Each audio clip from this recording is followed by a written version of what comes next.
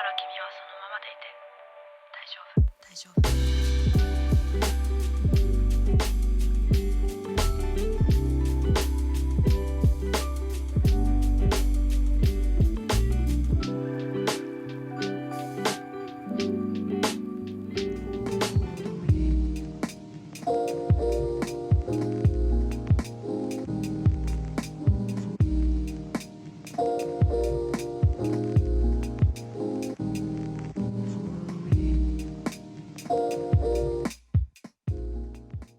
Please take your seat. The session will begin in just a few moments.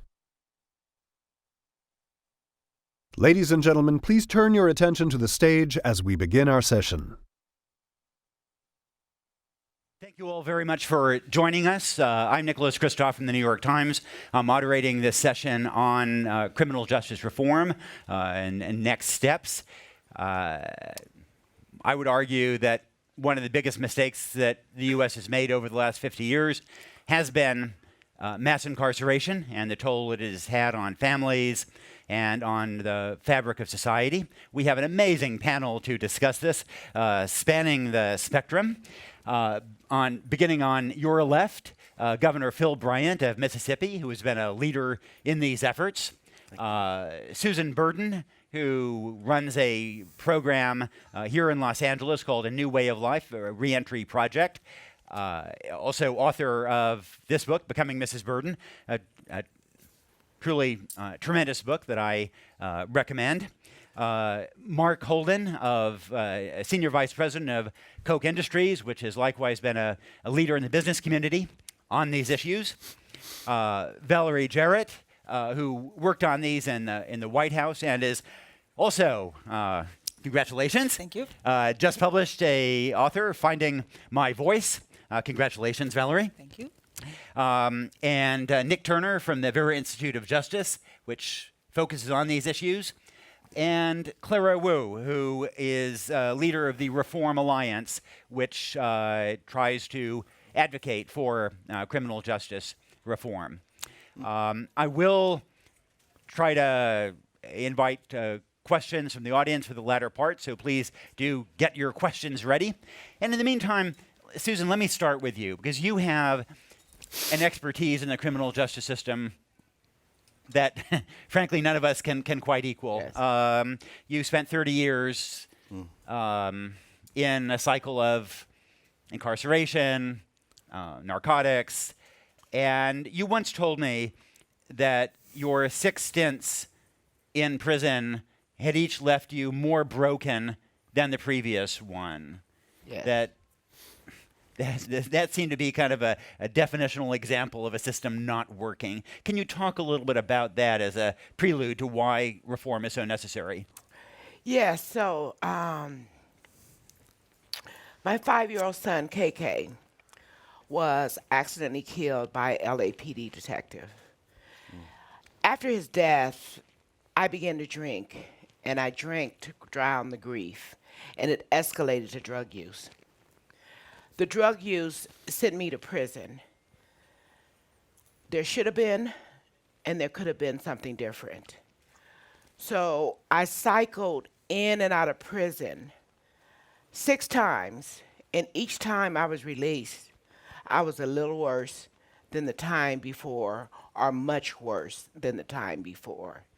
And I found help October 4th of 1997 in a treatment facility in Santa Monica, California. And it was like the aha moment. You know, this is the solution. This is what was wrong with me. This is the help I needed. And what I did is, after leaving Santa Monica, tried to create that in South LA, where it was a desert for help. And to date, A New Way of Life has helped over 1,000 women come home from prisons. Over 300 children have been reunited with their mom. What I realized is that there was just a better approach. And I couldn't take back the years of pain and suffering that I had experienced. I couldn't bring KK back.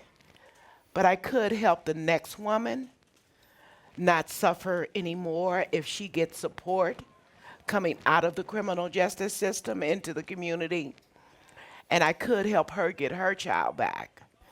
You know, we put all of our dollars in caging people and punishing people.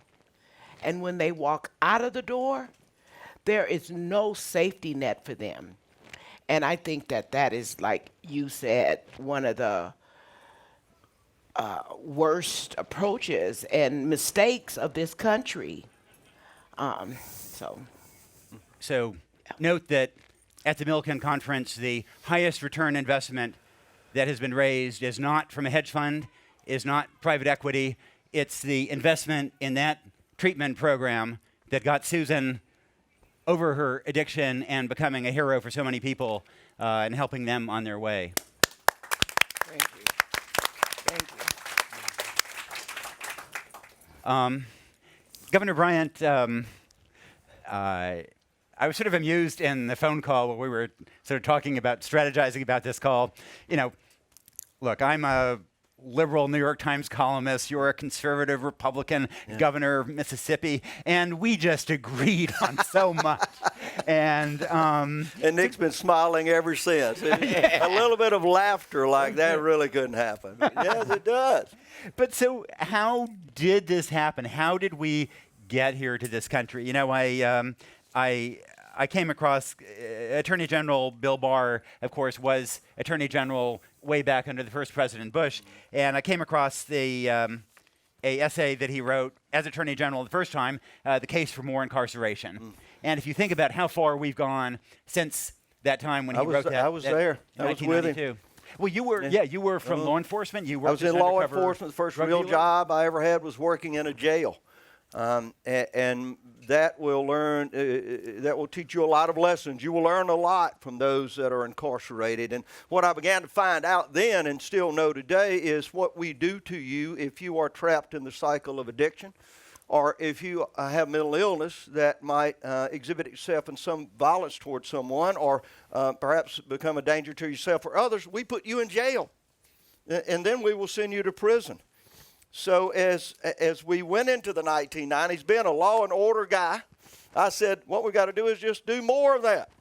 So we said we're going to make sure that you spend 85% of the time. So if you've got 10 years for, let's say you're a 19-year-old kid and you're doing a little dope and you decide to break in some cars to steal some things to sell to buy some dope and you get 15 years, I want to make sure you did 85% of it. This is my road to Damascus moment. So as I grew and realizing what we had done all these years. And it was that moment of saying, not only does it not work, it only works about 35% of the time. So the other thing, being a conservative, if somebody came in and said, look, I've got an agency over here and I'm doing so good, it's successful 35% of the time, I'd fire him. But we do that with the correctional facilities and like it's okay because it's just them. You know, it's them. So we don't want to worry about them. We don't want to think about them. Just put them over there. So then we found out that Mississippi, not to anyone's surprise, was locking up a larger percentage of their population than any other state in the nation. So that's when I said this has got to change. That started in 2014. We passed sweeping reforms to do away with those maximum minimums. So you only had to do half the time, and I had to deal with some legislators that came in there and said he has lost his mind. Yeah, good Republican conservative legislators and some of my sheriff friends and prosecutors said, this is never going to happen. We don't even know why you're starting a conversation. Well, it did, and we got it passed. And about 3 weeks ago, I signed another sweeping criminal justice bill that's called the Fresh Start Act. So it will expunge nonviolent records, so you don't have to tote it the rest of your life. It will say that you can't be disqualified from getting a professional license like a plumber, an electrician, just because you've been in prison for a nonviolent offense.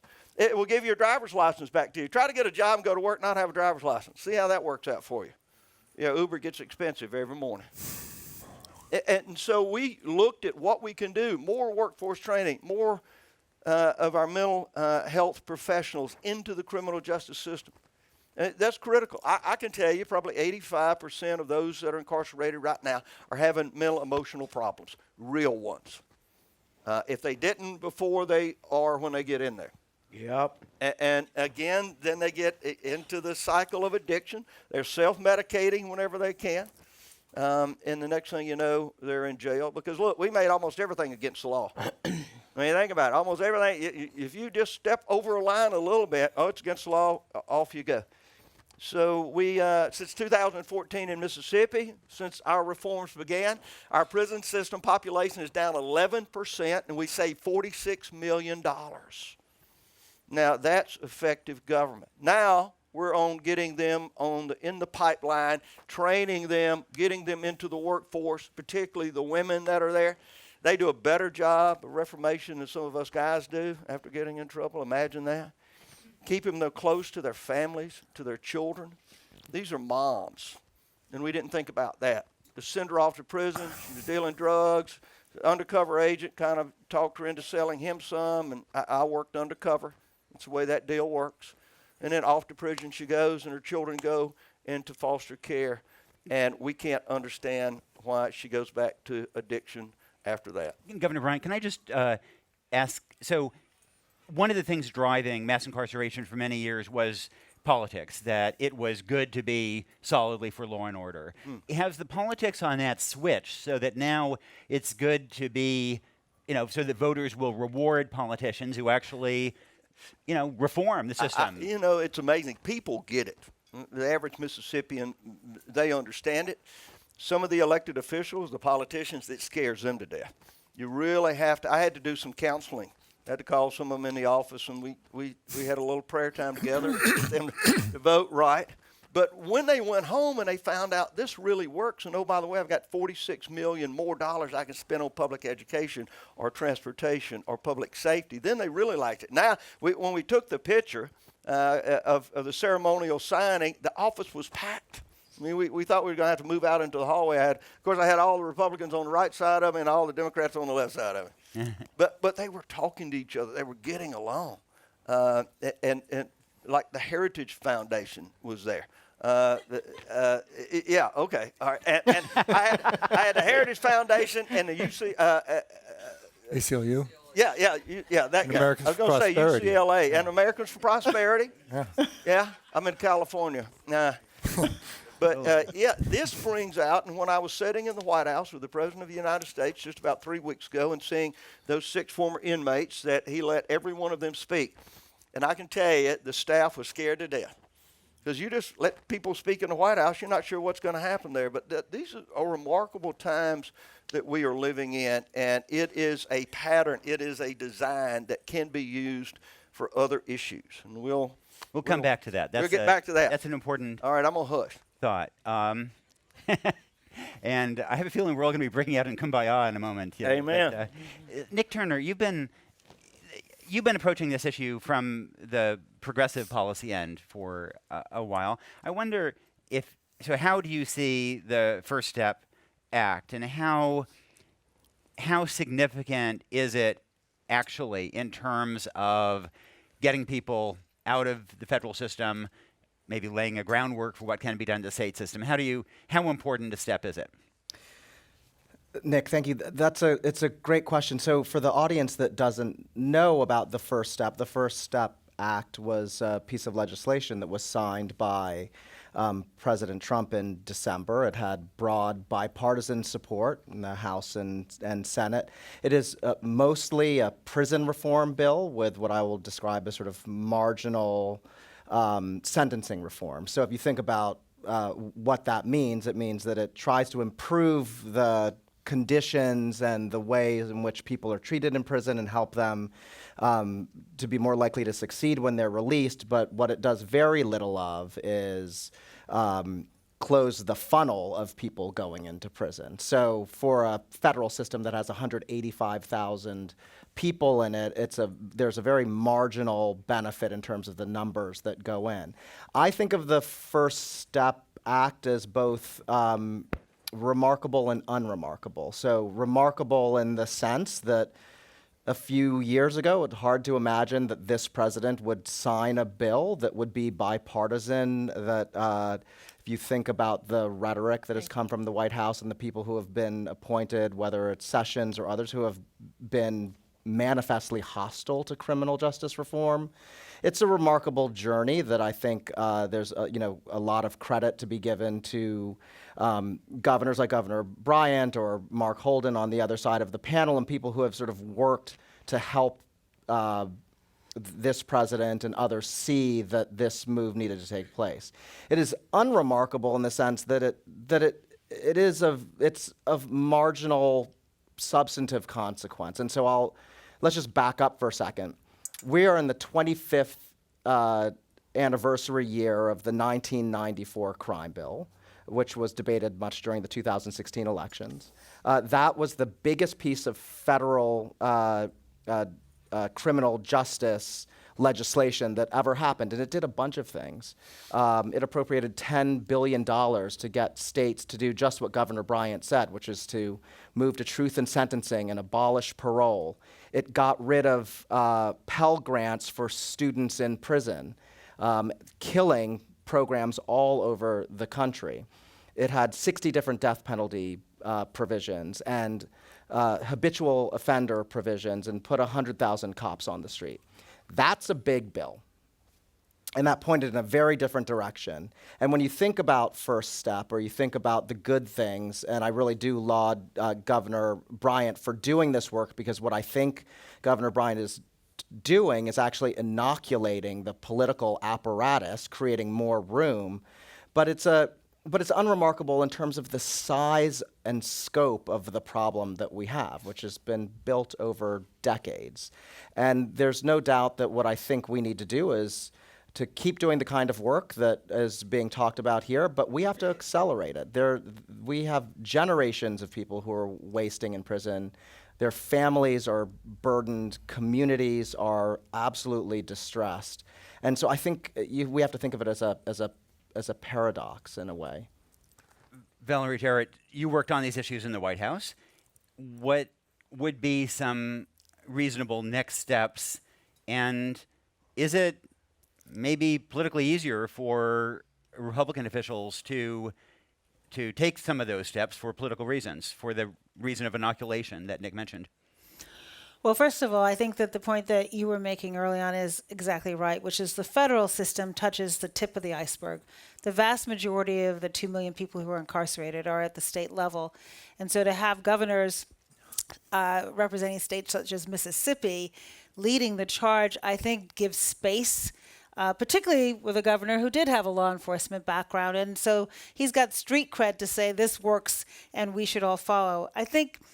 I hope that we are moving beyond the partisanship of it. And certainly when President Obama was in the White House, Mark Holden was a regular visitor to the White House, and much to the chagrin of many, we worked very closely on this issue. Nothing personal, though, right?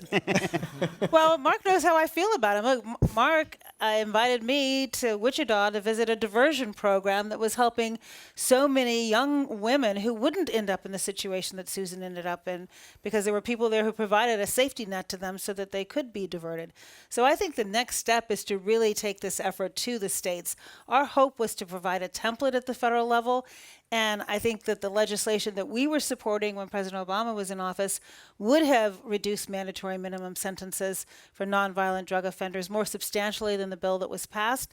But I do think you have to take baby steps.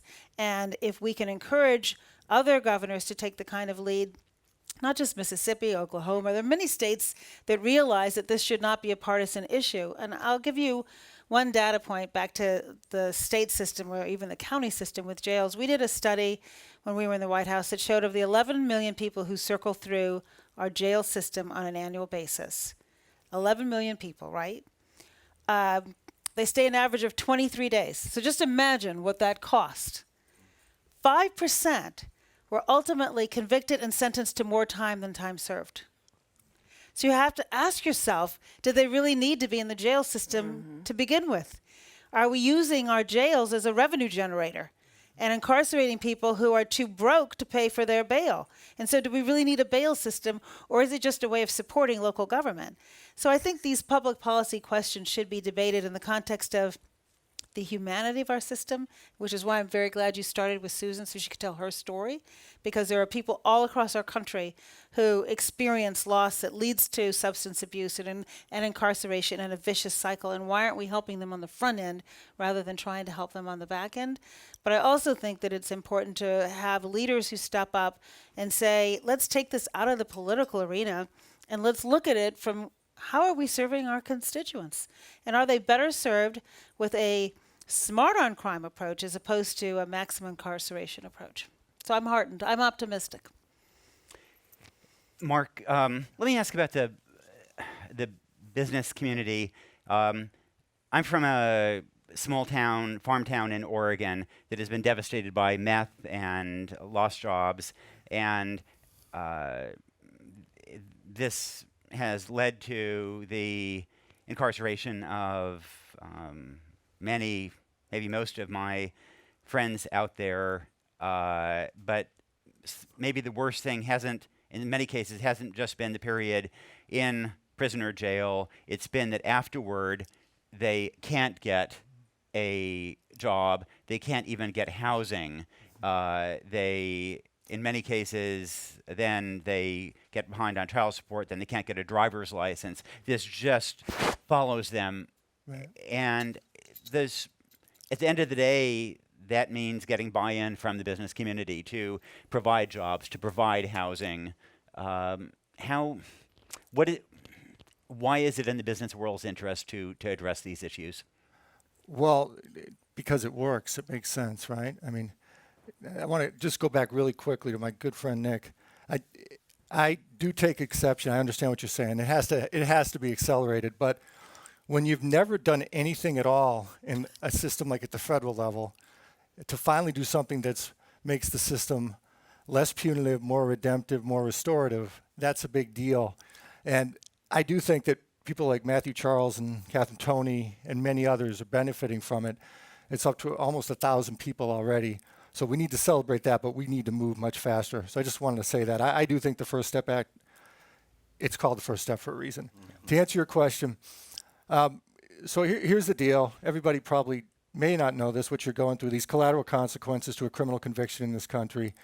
There's an estimated 50,000 or so around the country that keep people, like you said, from just the basic necessities like a place to live, maybe not even be with your family, depending on what type of crime you've been gone to prison for. You can't get education loans, you can't get an occupational license, you can't get loans of any type, you can't go to school, all these different things. And our system, in my opinion, and everybody shares in this, all of us, I from a young age, like the governor, I worked in a prison in Worcester, Massachusetts, and like your friends who were locked up and were junkies, I had that as well. I was very lucky I didn't get caught up in it. But you know what Susan went through, Susan didn't, I don't think, probably needed any prison. She just needed someone to help her, to give her help. We don't do that. It's been too punitive. And our system is basically set up for failure. It's a two-tiered system. It's pay to play, where the rich and connected get much better outcomes than everybody else, particularly the poorest among us. And when you look at what we've done, particularly, I guess if it made us safer, would say it's better and okay, we're willing to pay that price. But it doesn't do that either, because people come out worse and then can't get jobs and the whole thing repeats itself. So from the perspective of what would you want in a criminal justice system, it does the exact opposite of what it should do. And so the whole idea of jobs is very important. And that is something that we're focused on at Koch. Charles Koch and David Koch, but Charles in particular, has been against mandatory minimums in the war on drugs since it started, and thought it was just a waste of time and human potential and money and resources, and just devastated communities that didn't need to be devastated. So the whole idea is that from our perspective at Koch, I've been with the company for 24 years. We've hired people with criminal records since the day I started, and it was before that as well. And the approach is, it's the right thing to do, but from our perspective, we're a global employer. We've got 140,000 employees around the world. And if you're going to let a box on your application say, I can't even talk to this person, I can't find out anything else, I'm just going to throw it in the wastebasket, that's really dumb business. It doesn't make sense.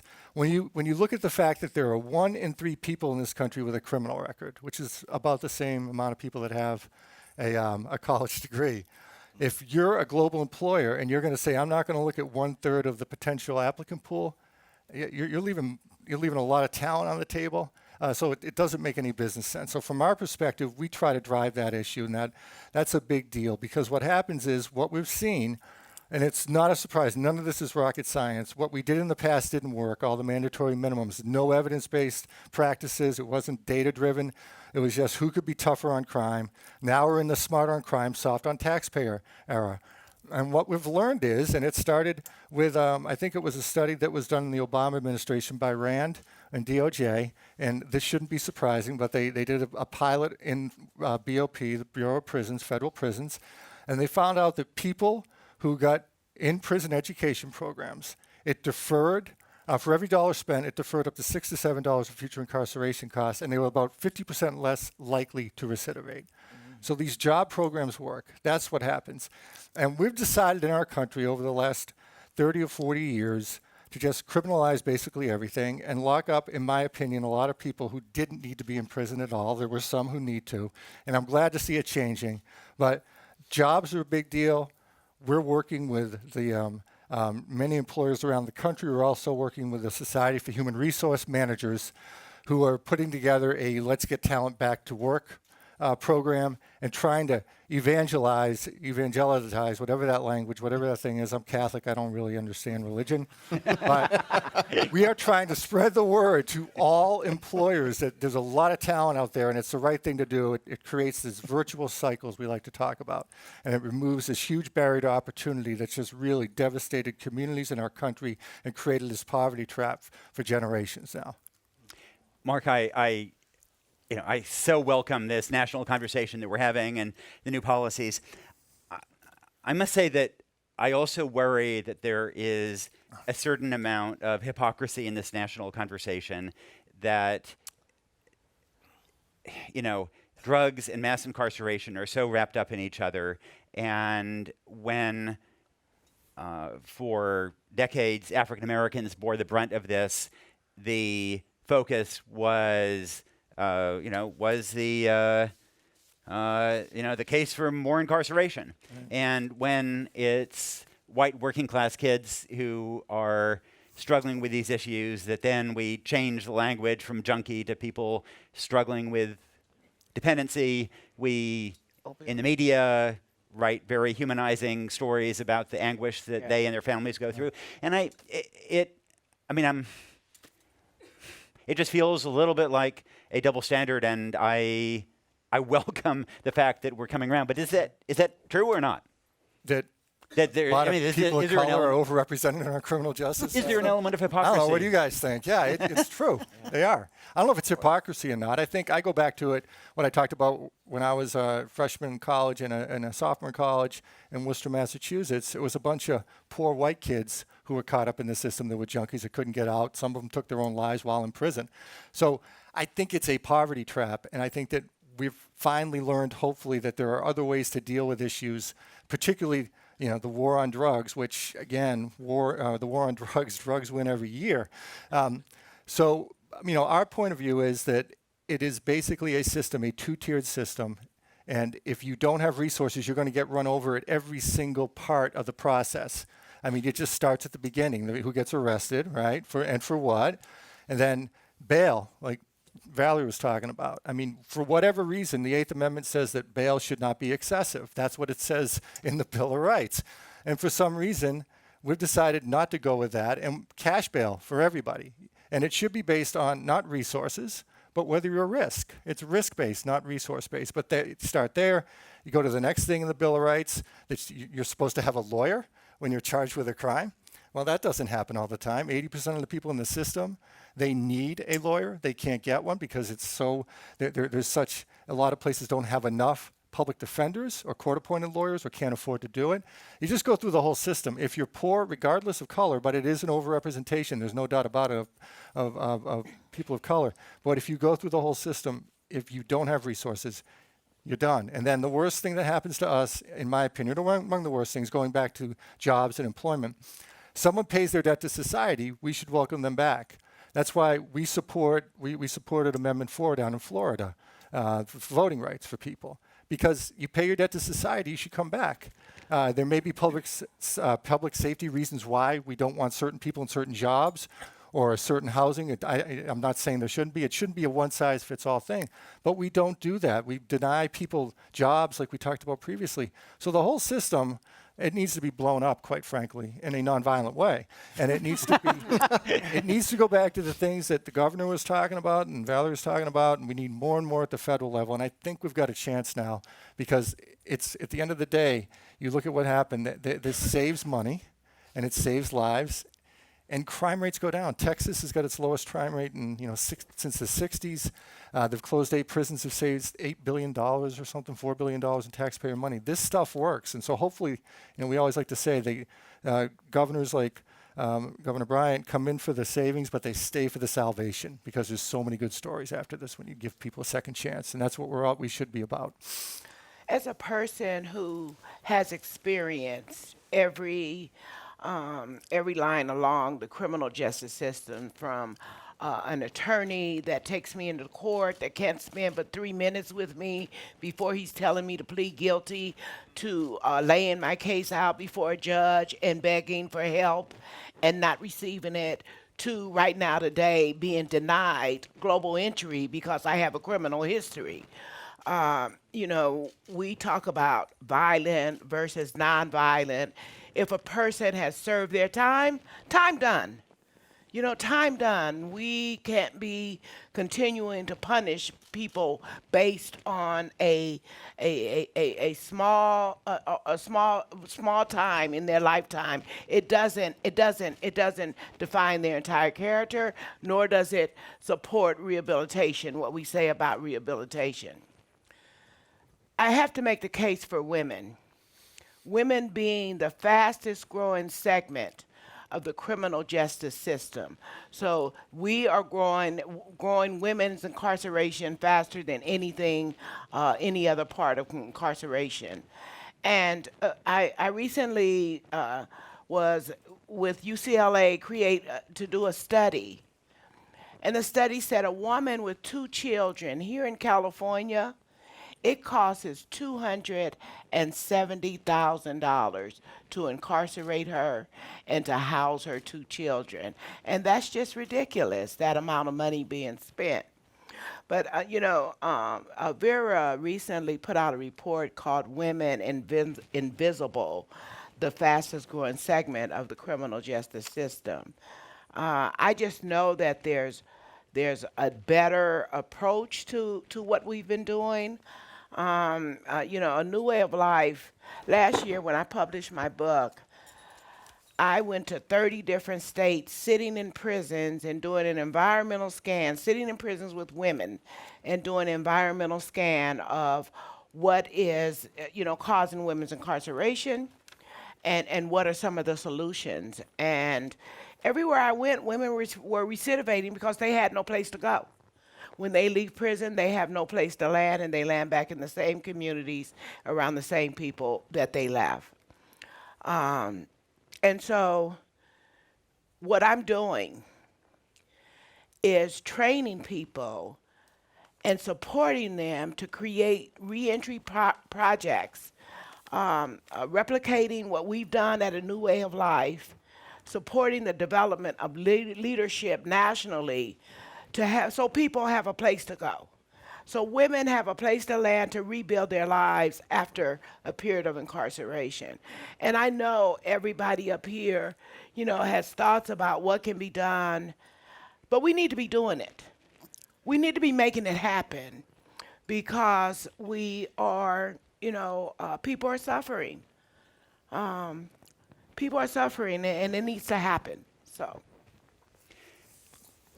Clara, in terms of things needing to happen, so the Reform Alliance that you were helping to lead is focused on some of those steps. And can you talk a little bit about those and next steps? And in particular, you're very eloquent about the need to address probation and the way the probation system is so just technical and rigid and leads to results that nobody wants.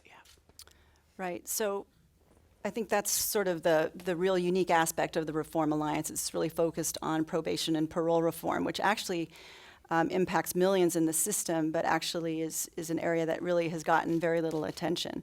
So just to put it into perspective, there are about 6.6 million people caught up in the criminal justice reform system, and there are 2.2 in prison and about 4.4 that are in probation and parole. The problem is there is this vicious cycle, right? You come out and then a lot of times people who are on parole and probation get sent back to prison for non-criminal technical violations. Let me tell you a little bit about how Reform Alliance started. I'm one of 8 founding partners, and it was the other board members, there's about 8 of them, and there's Meek Mill, Jay-Z, some other sports team owners, and some business people. And it was founded on the heels of the Free Meek movement, which some of you might be aware of, but there was a lot of media attention around Meek Mill, who kept repeatedly getting sent back to prison for minor technical, non-criminal violations. In his case, he was doing a music video for one of his songs, I guess, if rappers do songs, but he popped a wheelie while he was shot in the middle of a video, and for that he was sent back to prison. So through that, we decided to, unfortunately, Meek's case really isn't unusual. There are so many people that, I said 4.4 million are actually on parole and probation, and in New York State, 47% of them actually go back into prison, many for technical violations. And a lot of people think that people on probation or parole, when they go back to prison, it's because they committed a serious crime. But in fact, they have to leave their families, they leave their jobs for things like missing or being late to a meeting with a parole officer, or being in contact with someone who's in the who's in jail, or maybe even crossing a county line, to visit maybe their kids or somebody without telling a parole officer. So it's those things that actually send people back to jail. And what happens is, a real desperation, a loss of hope for a lot of people, because there's just this endless cycle between incarceration, parole, and probation. And what many people do like to say is it's this mass supervision that really is the cause of mass incarceration. And you've also made the point that this is in part an economic mobility issue, that we have this issue of inequality in the U.S. of diminishing economic mobility over time, less economic mobility than our peer countries. And one reason is that the criminal justice system just grabs people and locks them into lower SES status. Right, and that is how I came into supporting criminal justice reform work. I have a real interest in just economic mobility in general, and my husband and I are co-owners of the Brooklyn Nets, and so I focus most of my economic mobility efforts in Brooklyn. And you can't really talk about economic mobility in Brooklyn without addressing problems in the criminal justice system. So I think those are stories that everyone pretty much knows, that people in low-income urban populations really get stuck in this cycle. So, and what really happens is they lose hope for a better future. And so, that's exactly why we focus on it. But yes, for economic mobility, I think, when you get in this cycle of going in and out of prison, without risk of stating the obvious, you end up with, lack of integrity of the stability of the family unit, which basically links to single-parent families, and you have loss of income, possible loss of housing, a lot of barriers to completing education or finding or retaining a job. There are a lot of ways, and actually almost most for me is this whole loss of hope, this loss of hope that Susan talks about. And I'll mention that when I was on a school visit, I went to visit one of the charter schools near the Marcy Projects in Brooklyn, and it's a wonderful school, and of course it's free. And they say that every month they go over to the Marcy Projects and knock the doors to encourage people to apply to go to this school next door. It's a wonderful school with STEM and arts, and they're met often with mothers who are like, well, what's the point? It's like, I know by the time my kid's 17, he's going to be in the system, and that's really heartbreaking. It's this thought that, everything's stacked against them from the beginning, and that they're never going to get a way out of it. So that, to me, is really a big social issue and a social problem. I think this is such an important point, because I think we have to put criminal justice in the broader context of what are we doing to give every young child a fair shot. And so it is investing in early childhood education and reforming our expulsion and suspension policies, because again, disproportionately, people of color are suspended and expelled from school. And once you're expelled from school, you're on the street. And what are the chances that you're going to get caught up in the juvenile system? High. And if you get caught up in the juvenile system, what are the chances of the adult system being a part of your life? Even higher. And so looking at what do we do to put our young people on a path, a trajectory of not just economic mobility, but social mobility and stability, and that when they do get into a trouble, having such an early intervention system in place so that a person who loses a child who's 5 years old has an immediate safety net and doesn't have to resort to alcoholism and drugs, because there's no one there providing some sort of path to or trajectory to a healthy life. And so we do have to frame criminal justice, I think, in the broader context of healthy societies.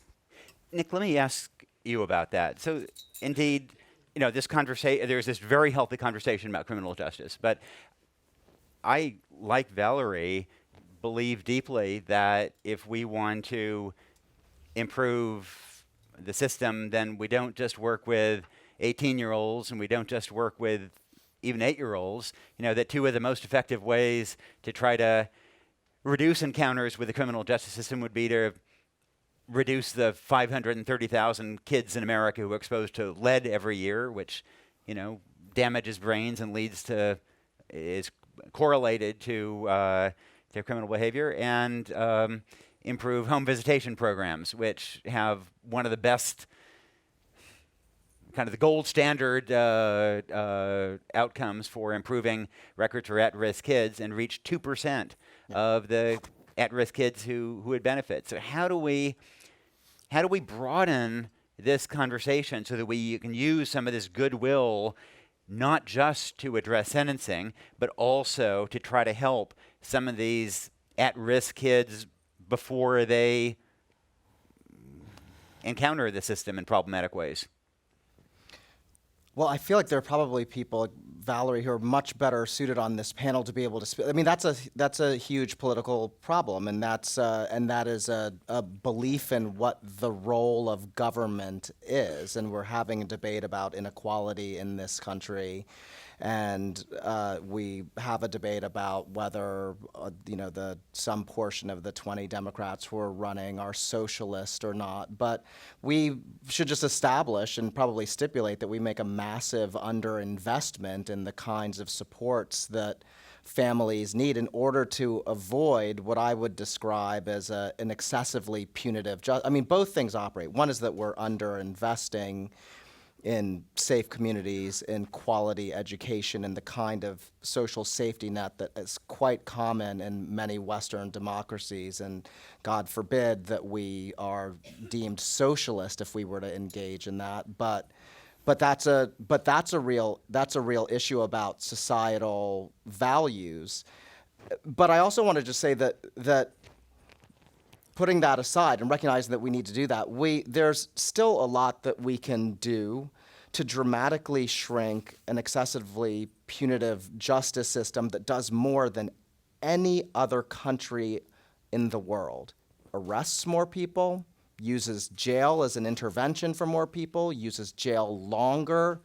Our iconography for why we have this justice system is that it's not exactly as Mark said. It is a fact-free zone.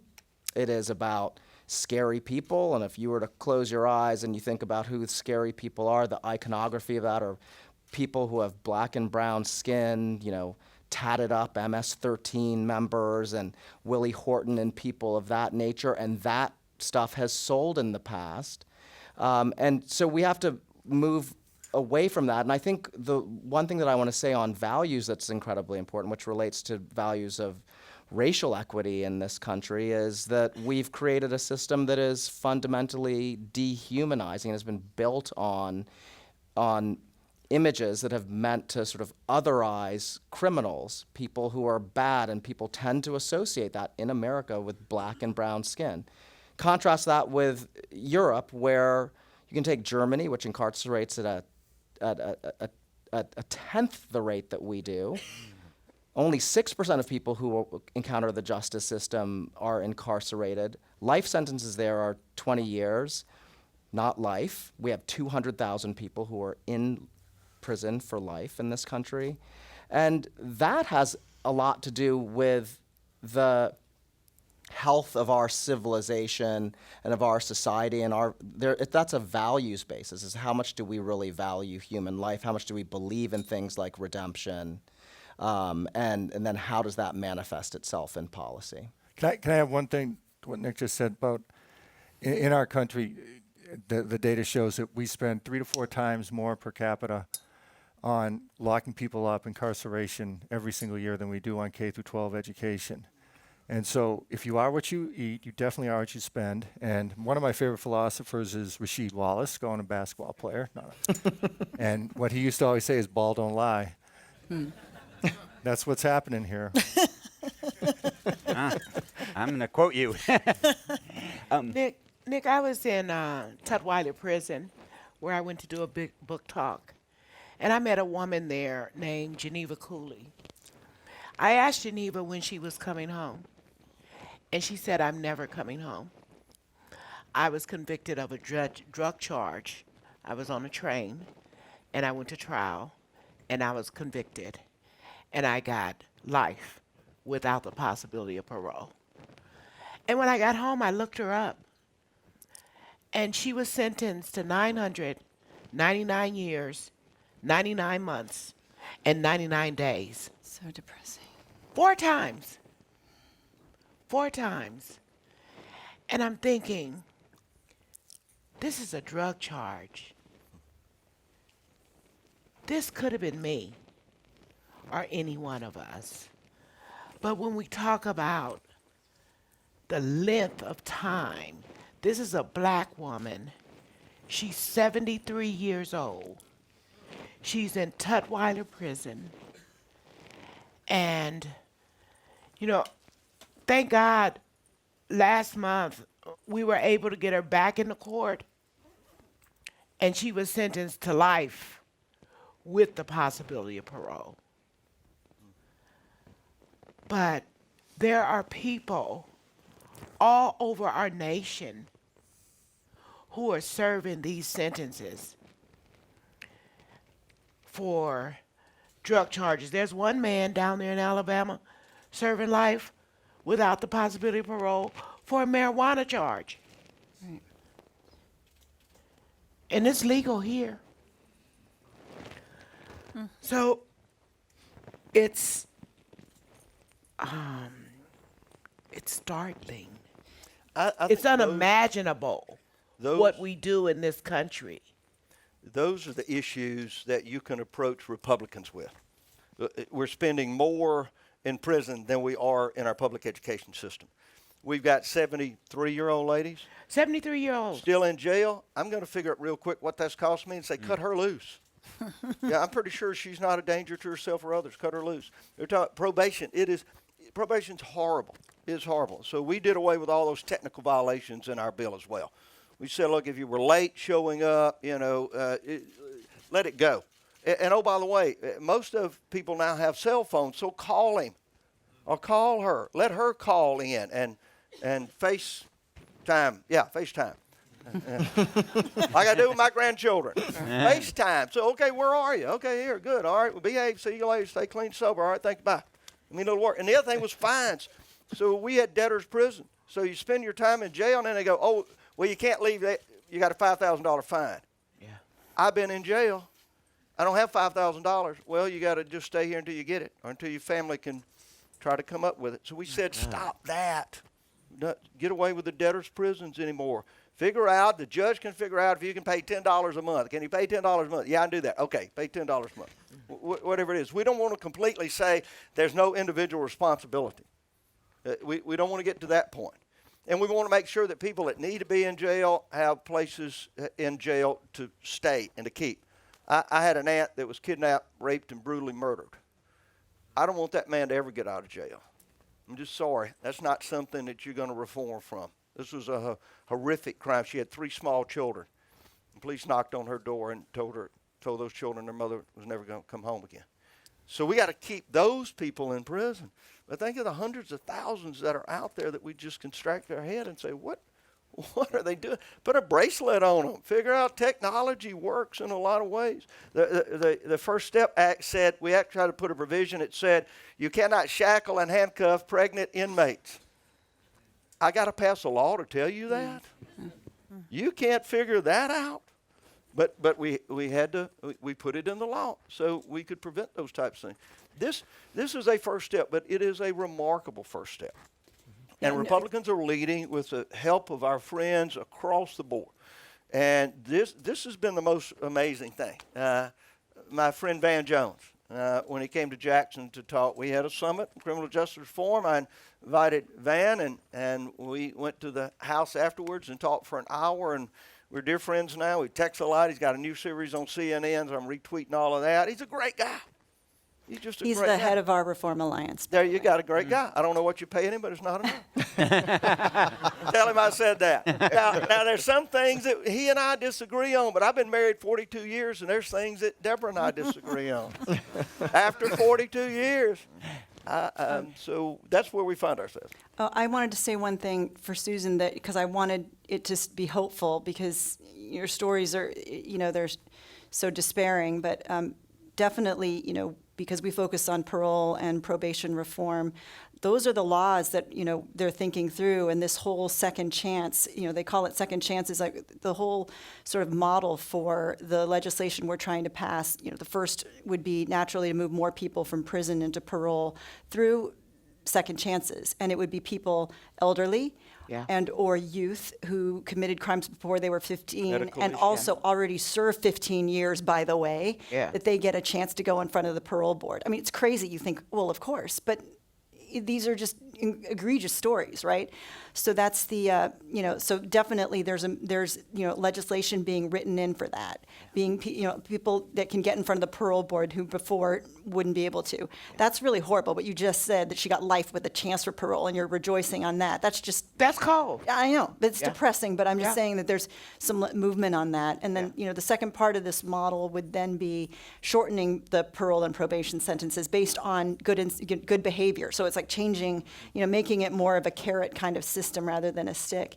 And then the third, to tie this whole conversation together is more taking all that money that would have been spent on mass supervision and putting it into reentry programs that really consider mental health, but really just preparing people to come back into the workforce. So I feel like there is hope.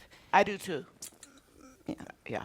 I'd like to go to some of your questions. We're almost out of time. So what I'd like to do is just have a few questions in a row and then kind of a lightning response from the panel. So I see a question over here, I think one there, and a couple back there. You've addressed mental And health. real quick, please. Yeah, you've addressed mental health and addiction. I was wondering, maybe Susan can speak to her experience with it, but how many of these women that are being incarcerated have experienced domestic violence or some type of abuse in their life, and what component is that in this entire All of picture?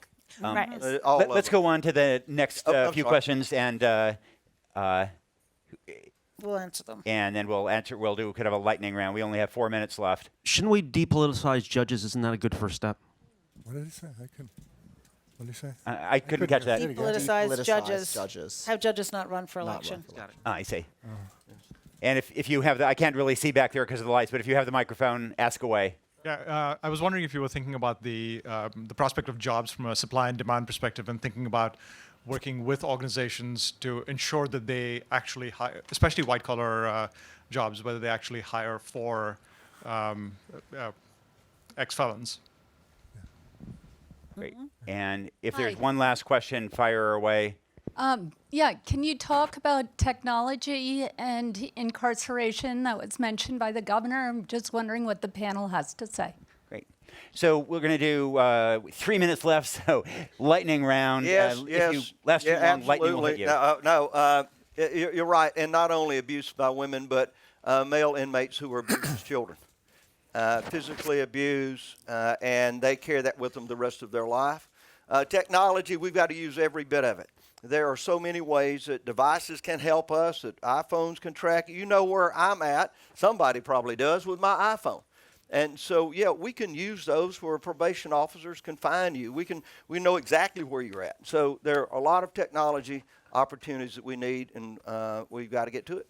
So I conducted a survey last year, got back 450 responses for women who are incarcerated, and one of them was around trauma that they experienced, different type of abuses.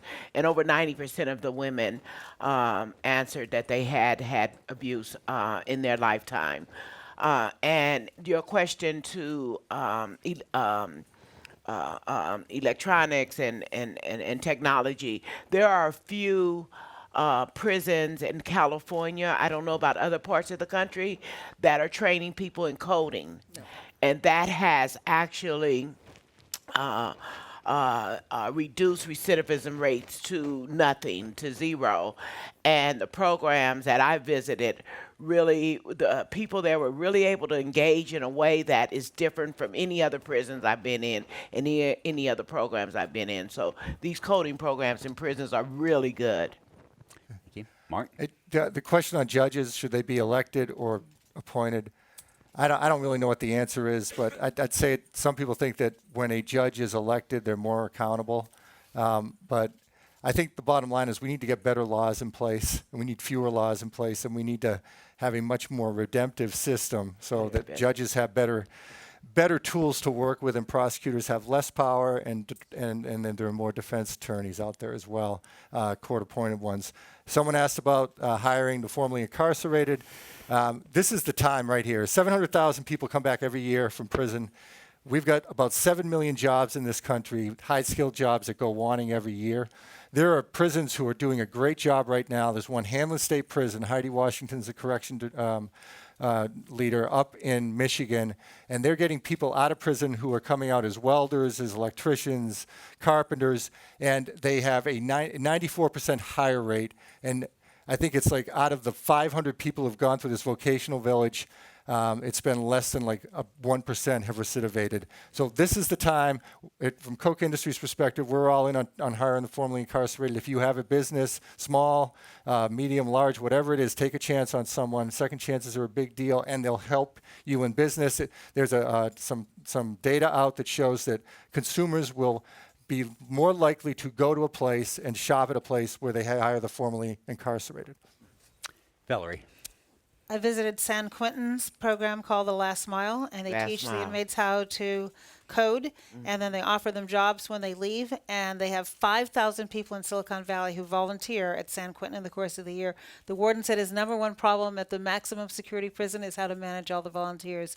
We should be doing that across the country. Yes. I also visited a court in Compton, a juvenile court, where the judge started looking at what was going on in the lives of the young women who were coming before her courtroom. And regardless of the crime that brought them before her court, they had one thing in common.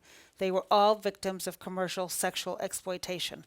And so she did an intervention program with the girls, and if they succeeded on going through her program, she expunged their record and got them back. And one of the women in the program said to me, "You cannot walk down the street in Compton more than 2 blocks if you were a teenage girl without being approached by a pimp." And there's online a manual how to be a pimp.